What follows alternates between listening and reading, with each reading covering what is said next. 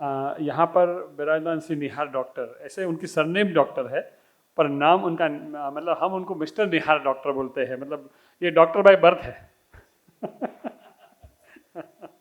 तो इनके बारे में थोड़ा उनके बारे में बता दूँ आपको कि एनविजन ग्रुप ऑफ कंपनीज के वे डायरेक्टर है और environmental and pollution control engineering एवं स्टैंडर्ड इंजीनियरिंग स्ट्रक्चरल इंजीनियरिंग क्षेत्र में उन्होंने 25 साल का उनको अनुभव है।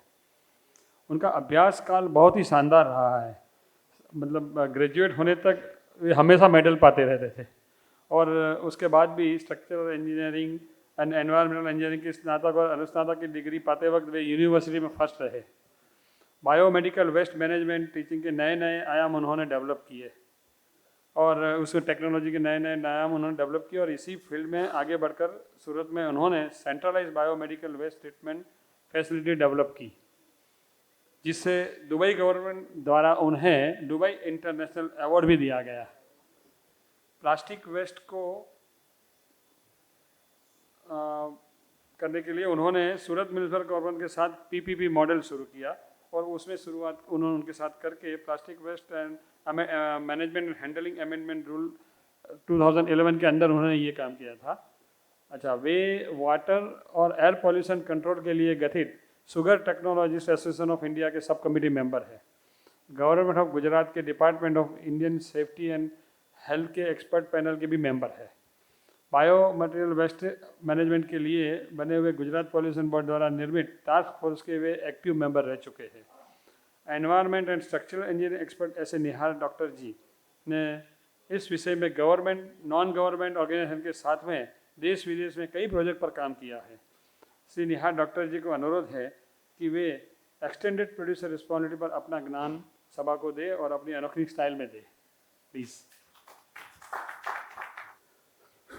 कुमार साहब, साहू साहब, Ashok ji, Paras bhai and other dignitaries on dais, मैं आपका बहुत शुक्रिया अदा करता हूं क्योंकि ये जो टॉपिक है नया है, थोड़ा रिसेंट है और काफ़ी इम्पोर्टेंट होने जा रहा है धीरे धीरे, तो उसके लिए आज बोलने के लिए मुझे तक दी गई, उसके लिए मैं आपका शुक्रिया करता हूं।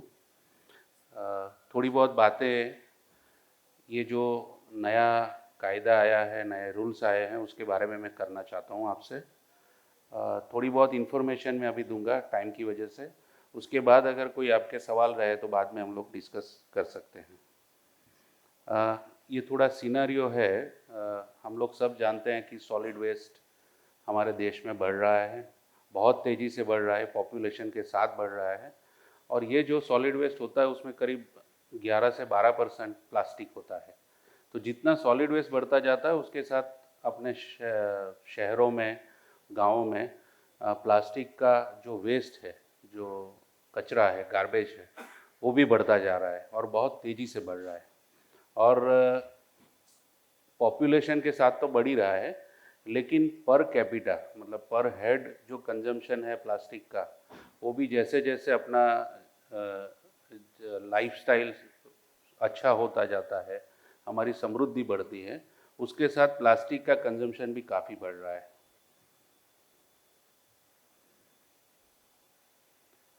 अभी हमारे प्राइम मिनिस्टर नरेंद्र मोदी जी ने 15 अगस्त को लाल किले से आह्वान किया है कि हमें प्लास्टिक का पोल्यूशन घटाना है और तब से बहुत बातें, तरह तरह की बातें पूरे देश में चल रही है, इसके बारे में चर्चा हो रही है और सबको जो प्लास्टिक यूज़ करते हैं पैकेजिंग में, जो प्लास्टिक का पैकेजिंग बनाते हैं या जो प्लास्टिक के बिजनेस में हैं, उनको भी काफ़ी सवाल उठ रहे हैं कि क्या होगा। लेकिन एक बात मैं बताना चाहूँगा कि उन्होंने जो बात कही है 15 अगस्त को कही, उसके बाद मन की बात में कही या उसके बाद उनके मथुरा के लेक्चर में कही, उसमें एक चीज़ पर बहुत जोर दिया गया है कि प्लास्टिक का यूज़ धीरे धीरे कम होना चाहिए और वो जो प्लास्टिक यूज़ होने के बाद निकलता है उसका अच्छी तरह से रिसाइकल होकर निकाल होना चाहिए। इसमें कहीं पे भी, मेरे ख्याल से जो मेरा ओपिनियन है, इसमें कहीं पे भी प्लास्टिक बैन करने की बात स्पेसिफिकली हमारे प्राइम मिनिस्टर ने नहीं की है। लेकिन आगे क्या हो, क्या पॉलिसी है सरकार की, वो बाद में पता चलेगा। लेकिन जो ये 3 लेक्चर्स मैंने ध्यान से सुने हैं, उसके अंदर बैन की बात नहीं की गई, उसमें बात ये की गई है कि इसका रिस्पॉन्सिबली जवाबदारी से हमें निकाल करना चाहिए। तो सरकार की पॉलिसी क्या रहेगी, प्लास्टिक बैन होता है नहीं होता है, उसके बारे में सोचने की बजाय हमें ये सोचना चाहिए कि जो प्लास्टिक अभी यूज़ हो रहा है या जो पर्यावरण में जा रहा है, कचरे में जा रहा है, वो किस तरह से कम हो जाए। हमारे कुमार साहब ने बहुत अच्छी बात की प्लास्टिक फुटप्रिंट की, जैसे कार्बन की फुटप्रिंट होती है, इस तरह से प्लास्टिक की फुटप्रिंट हम कम कर सकते हैं। तो एक अपना इंडेक्स बना के हम लोग उसके बारे में काम कर सकते हैं। थोड़ा प्लास्टिक वेस्ट रूल्स के बारे में बताऊंगा क्योंकि वो आपके लिए बहुत इम्पोर्टेंट है।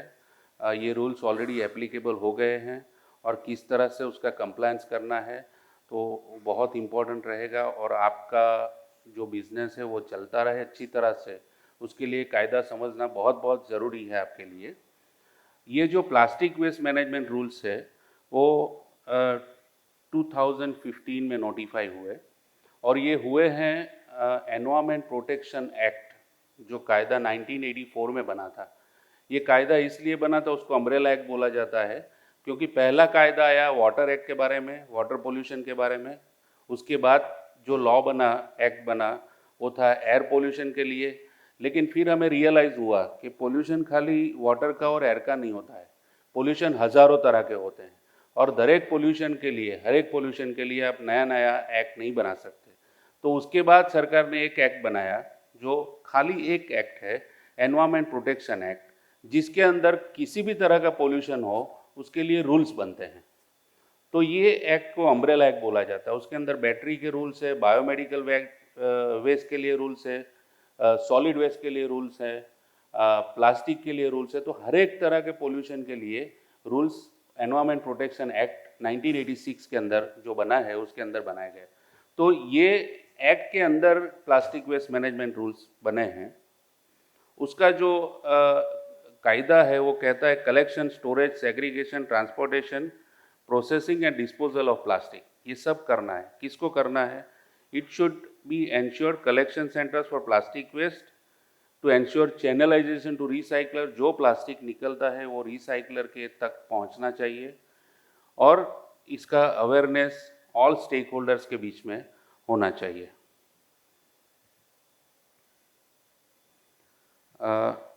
जो पनिशमेंट का प्रोविज़न है वो 6 मंथ्स इम्प्रिजनमेंट और फाइन जो है 5,000 रुपीज़ एवरी डे।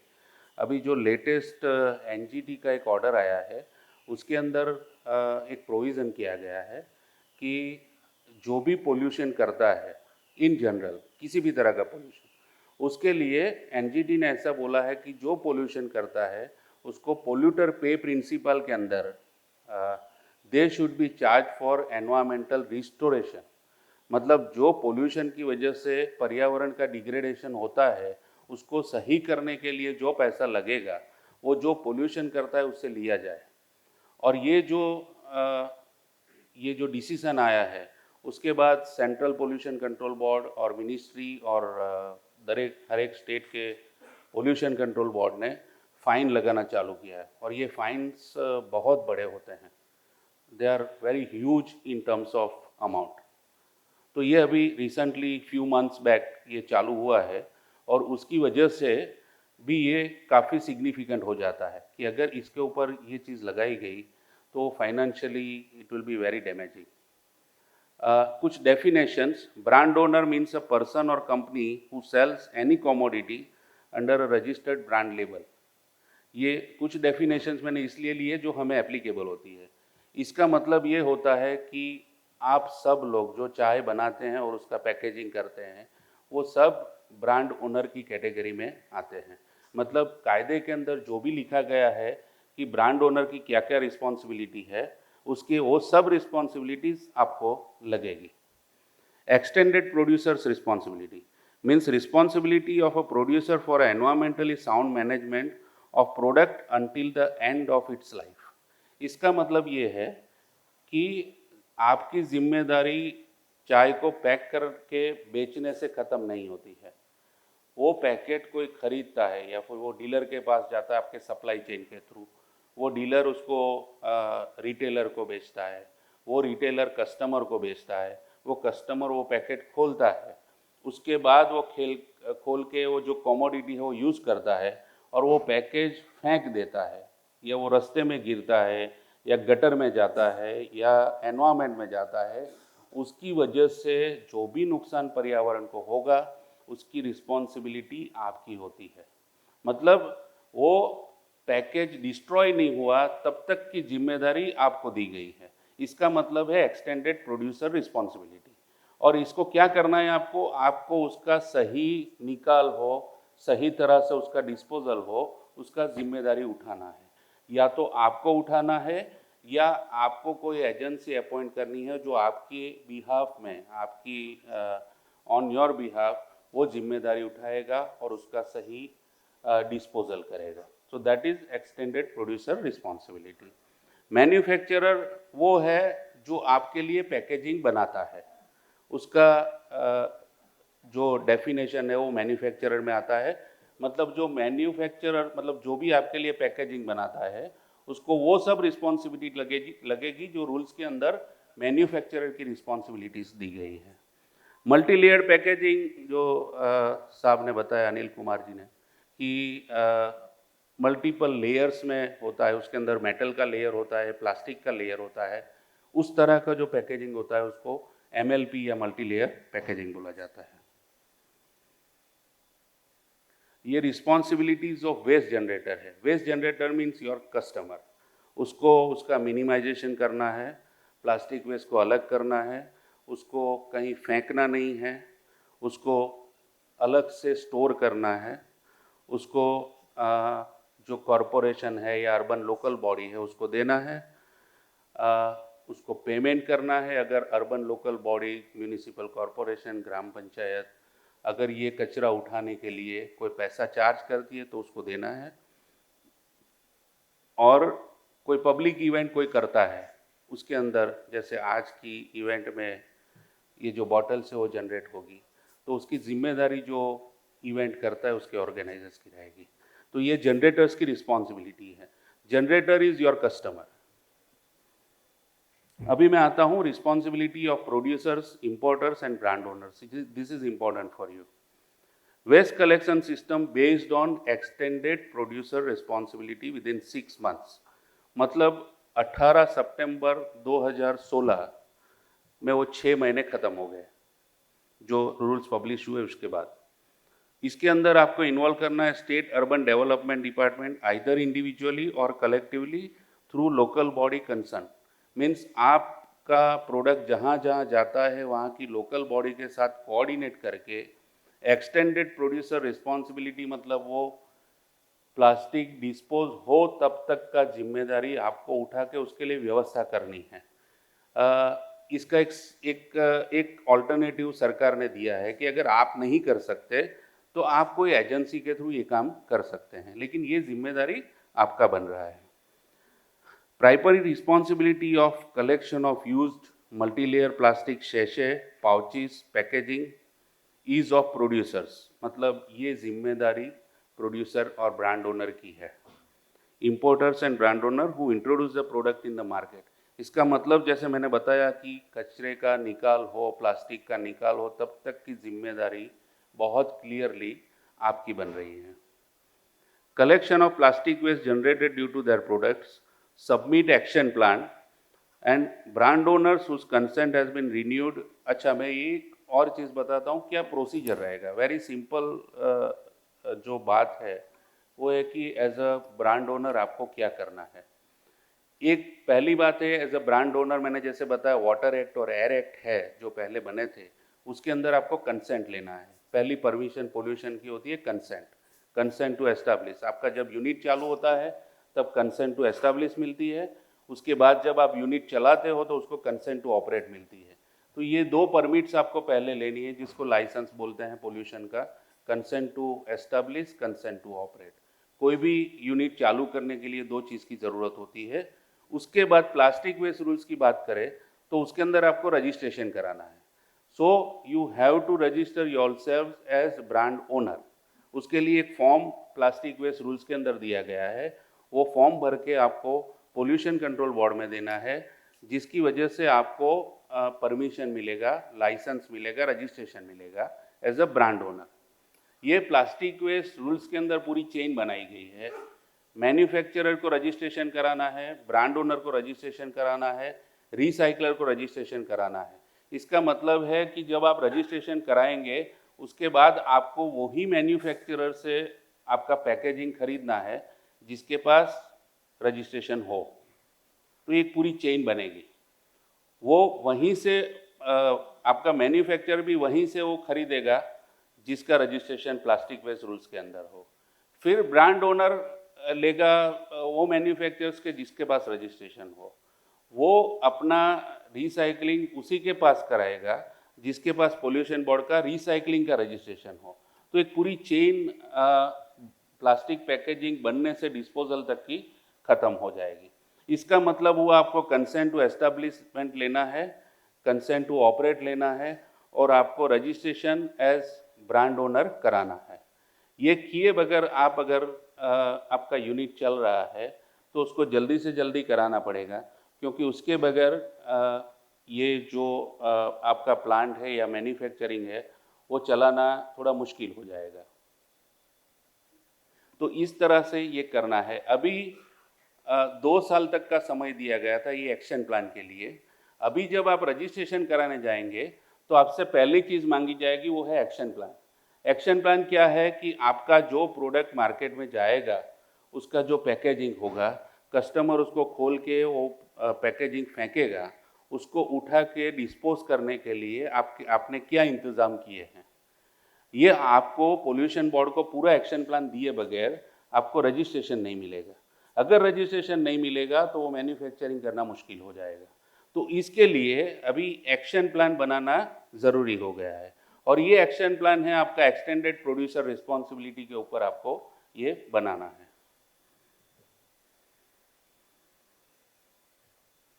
और ये जो एक्शन प्लान की 2 साल की डेडलाइन है वो करीब करीब मई 2019 तक ख़त्म हो गई है। मतलब उसके बाद एक्शन प्लान इज़ इम्प्लीमेंटेड और आपको एक्शन प्लान सबमिट करना है। No producer shall on and after expiry of period of 6 months, that is 27 September 2018, from the date of final publication of rules in the official gazette, use multi-layer packaging for commodities without registration from concern। मतलब registration के बगैर आप packaging use नहीं कर सकते। जो 2016 में rules आया था उसके अंदर मल्टी लेयर पैकेजिंग पर 2 साल में कंप्लीट बैन रखने का प्रोविज़न था। उसके बाद उसका 2018 में एक मॉडिफिकेशन आया, एक अमेंडमेंट आया। उसके अंदर ऐसा बोला गया कि अगर मल्टी लेयर पैकेजिंग का डिस्पोजल का आपके पास कोई ऑप्शन नहीं है तो उसको बंद करना है, लेकिन अगर आप उसको एनर्जी रिकवरी में यूज़ कर सकते हैं, आप उसको जला के उसमें से एनर्जी रिकवर कर सकते हैं, then you can continue the use. तो इतना चेंज 2018 में आया। पहले मल्टी लेयर पैकेजिंग 2 साल में कंप्लीट बंद करने का प्रोविज़न था, अभी उसको थोड़ी छूट दी गई है कि अगर आप उसको रिसाइकल कर सकते हैं तो आप यूज़ कर सकते हैं। फिर every producer has to maintain record and details of persons engaged in supply. आपको पूरा रिकॉर्ड रखना है कि हर एक मैन्युफैक्चरर ने कितना प्लास्टिक बनाया है, कितना पैकेजिंग बनाया है, वो किसको बेचा है, उसके पास रजिस्ट्रेशन है कि नहीं, ब्रांड ओनर को कितना पैकेजिंग यूज़ किया है, वो कौन सी प्रोडक्ट में गया है, कौन से स्टेट में गया है, वहाँ आपका EPR का क्या इंतज़ाम है, वो सब आपको उसके अंदर रिकॉर्ड्स रख के जब कोई इंस्पेक्शन के लिए आए तो वो सब रिकॉर्ड्स दिखाने हैं। So as I told you, जो ऑब्लिगेशंस है, जो जिम्मेदारी है, वो मैं शॉर्ट में बताऊं तो पहला है रजिस्ट्रेशन ऑफ ब्रांड ओनर्स जो आपको करवाना है, कंसेंट टू एस्टैब्लिश और कंसेंट टू ऑपरेट लेना है, एक्शन प्लान सबमिट करना है क्योंकि एक्शन प्लान के बगैर आपको रजिस्ट्रेशन नहीं मिलेगा, और बाद में रिकॉर्ड्स रखने हैं, रिकॉर्ड्स ऑफ पैकेजिंग, कितना यूज़ हुआ, वो कहाँ गया, उसका रिकॉर्ड्स रखना है। तो ये रूल्स के अंदर इतने ऑब्लिगेशंस सब आपके बनते हैं। अभी जो एक्शन प्लान है एक्सटेंडेड प्रोड्यूसर रिस्पॉन्सिबिलिटी के लिए, उसके अंदर ऐसा कहा गया है, जैसे मैंने बताया कि जो पैकेजिंग गया है उसको आप रिट्रीव कैसे करेंगे, कलेक्ट कैसे करेंगे और उसको डिस्पोजल कैसे करेंगे। ऑब्वियसली आपका बिजनेस या आपका काम चाय की प्रोड्यूसिंग है, मैन्युफैक्चरिंग है और उसका मार्केटिंग है, आपका काम उसका पैकेजिंग उठाना नहीं है, तो वो चीज़ आप नहीं कर सकते। इसके लिए एक्शन प्लान में 3 ऑप्शन दिए गए हैं। पहला ऑप्शन है कि आपका जो नेटवर्क है, आपका स्टॉकिस्ट, डीलर, रिटेलर का जो नेटवर्क है, वही नेटवर्क से आप खाली पैकेज कलेक्ट कीजिए और वापस ले आइए और उसको डिस्पोज कीजिए। Obviously this option is very very costly, you can do that. आप दिखा सकते हैं कि भाई हमारा 100 टन पूरे साल में पैकेजिंग में गया, उसमें से 50 टन 80 टन हमने उठा के हमने वापस लाए और उसको रिसाइकिल किया। ये आप कर सकते हैं, बट वो थोड़ा मुश्किल है और इट इज़ कॉस्टलियर ऑल्सो, उसका खर्चा भी ज़्यादा लगेगा। उसके सिवा ऑप्शन दिया गया है कि आप कॉरपोरेशन को बोलिए कि भाई हमारी जगह पे आप उठा लीजिए और उसको रिसाइकिल कीजिए, और कॉरपोरेशन के साथ आप अरेंजमेंट कर सकते हैं, म्यूनिसिपल कॉरपोरेशन के साथ। लेकिन जब आपका मार्केटिंग और आपका प्रोडक्ट जहाँ जहाँ जा रहा है, वो हर एक कॉरपोरेशन के साथ आपको टाई अप करना पड़ेगा, उसके लिए वो भी थोड़ा मुश्किल है। और तीसरा ऑप्शन जो दिया गया है कि you can hire an agency, वो एजेंसी आपके लिए कलेक्शन करेगी, वो एजेंसी कलेक्ट करके उसको डिस्पोज करेगी और आप उसको appropriate चार्जेस देंगे, which seems to be a reasonable option provided that cost that agency is charging वो अगर reasonable है तो ये ऑप्शन सबसे अच्छा है। लेकिन इसके अंदर एक शर्त रखी गई है कि जो भी एजेंसी आप अपॉइंट करें, वो एजेंसी का किसी भी म्यूनिसिपल कॉरपोरेशन या अर्बन लोकल बॉडी के साथ अरेंजमेंट होना चाहिए, वहाँ से ही वो उठा सकता है। क्योंकि जो प्लास्टिक की वैल्यू है, मैं कोई इंडस्ट्री में जाके 200 टन प्लास्टिक उठा लेता हूँ, उसको रिसाइकल करता हूँ, और फिर मैं आपको ऐसा बोलूँ कि आपके ऑन योर बिहाफ मैंने 200 टन प्लास्टिक का रिसाइकलिंग किया है, लेकिन वो प्लास्टिक इंडस्ट्री से उठाया गया है, वो कचरे में से नहीं उठाया गया है। इसलिए सरकार ने ये शर्त रखी है कि अर्बन लोकल बॉडी के साथ जिसका एग्रीमेंट हो, अरेंजमेंट हो, वही एजेंसी को आपको अपॉइंट करना है। वो एजेंसी इक्विवेलेंट वेस्ट उठाएगी। ऐसा ज़रूरी नहीं है कि एक एक्स पर्टिकुलर ब्रांड है, उसी का पैकेज उठा के उसका हिसाब आपको देना है। वो एजेंसी टोटल सॉलिड वेस्ट में जो भी प्लास्टिक आता है वो उठा सकती है।